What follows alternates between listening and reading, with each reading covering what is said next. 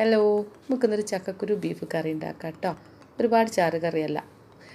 അതിന് വേണ്ട സാധനങ്ങളാണ് ഇതൊക്കെ: വെളുത്തുള്ളി, ഇഞ്ചി, പച്ചമുളക്, വലിയ ജീരകം, പട്ട, ഗ്രാമ്പൂ, ഒരു ഏലക്കായ ഒക്കെ ഇട്ടിട്ട് നമുക്കൊന്ന് കറക്കിയെടുക്കാം. അതിനുശേഷം നമുക്ക് ഇതെല്ലാം കൂടി ഒന്ന് മിക്സ് ചെയ്ത് നന്നായിട്ടൊന്ന് കുഴച്ച് റെഡിയാക്കി എടുക്കാം കേട്ടോ. അതിനോടൊപ്പം തന്നെ കുറച്ച് പൊടികളൊക്കെ ചേർക്കണം. കുറച്ച് മുളക് പൊടി, ആവശ്യത്തിന് മല്ലിപ്പൊടി, മഞ്ഞൾപ്പൊടി, കുരുമുളക് പൊടി, ഇതെല്ലാം ചേർത്ത് നന്നായിട്ടൊന്ന് മിക്സ് ചെയ്തെടുക്കണം. ഉപ്പും കൂടെ ചേർക്കണേ. ഇതിലേക്ക് നമ്മൾ റെഡിയാക്കി വെച്ച ചക്കക്കുരും കൂടെ ഇടുന്നുണ്ട് കേട്ടോ. എന്നിട്ടൊന്നും കൂടെ മിക്സാക്കി എടുത്തതിന് ശേഷം കുറച്ച് വെള്ളം ഒഴിച്ചിട്ട് ഒന്ന് കുക്കർ ഗ്യാസ്മിൽ വെച്ച് ഒരു 6 വിസിലാണ് കേട്ടോ ഞാൻ അടിച്ചത്. അതിന് ശേഷം ചെയ്യുന്നതാണ് ഇത്: ഒരു പാത്രം അടുപ്പത്ത് വെച്ച് കുറച്ച് വെളിച്ചെണ്ണയും കടുകിട്ട് കുറച്ച് വറ്റൽമുളകും അതിലേക്ക് ഇഞ്ചി വെളുത്തുള്ളിയും കൂടെ കുറച്ച് കട്ട് ചെയ്ത് ഇട്ട് വെച്ച് ഒന്ന് വഴറ്റിയെടുക്കുക കേട്ടോ.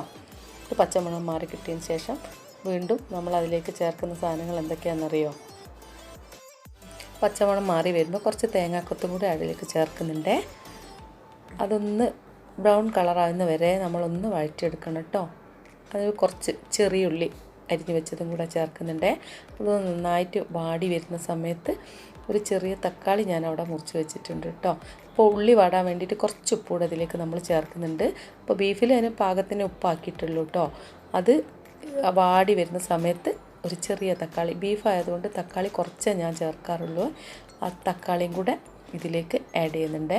അതും കൂടെ കൂട്ടി നന്നായിട്ടൊന്ന് വഴറ്റിയെടുക്കുക.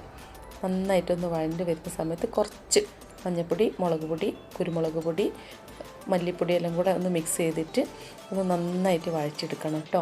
ആ വഴറ്റിയെടുക്കുന്ന സമയത്ത് ഇതിലുള്ള പച്ചമണങ്ങളൊക്കെ ഒന്ന് മാറി ഇതിൽ കുറച്ച് മസാല ഇങ്ങനെ പിടിച്ച് വരും. മസാല പിടിച്ച് വരുന്ന സമയത്ത് എന്ത് ചെയ്യണം? നമ്മൾ കുക്കറിൽ വേവിച്ച് വെച്ച നമ്മളെ ബീഫുണ്ടല്ലോ, ആ ബീഫിനെ പതുക്കെ തുറന്ന് ഇതിലേക്ക് നന്നായിട്ട് അങ്ങോട്ട് ഒഴിച്ചു കൊടുക്കുക.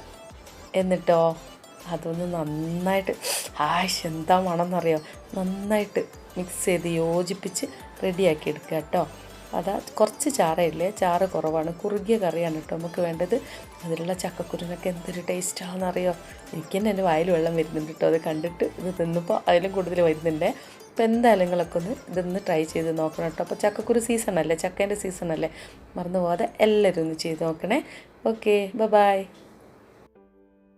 അപ്പോൾ ഇത് നിങ്ങൾക്ക് ഇഷ്ടമായിട്ടുണ്ടെങ്കിലേ ഒന്ന് സബ്സ്ക്രൈബ് ചെയ്യുകയും ഷെയർ ചെയ്യുകയും പിന്നെ എന്തൊക്കെയാണോ നിങ്ങൾക്ക് ചെയ്യാൻ പറ്റുക അതൊക്കെ ഒന്ന് ചെയ്യും.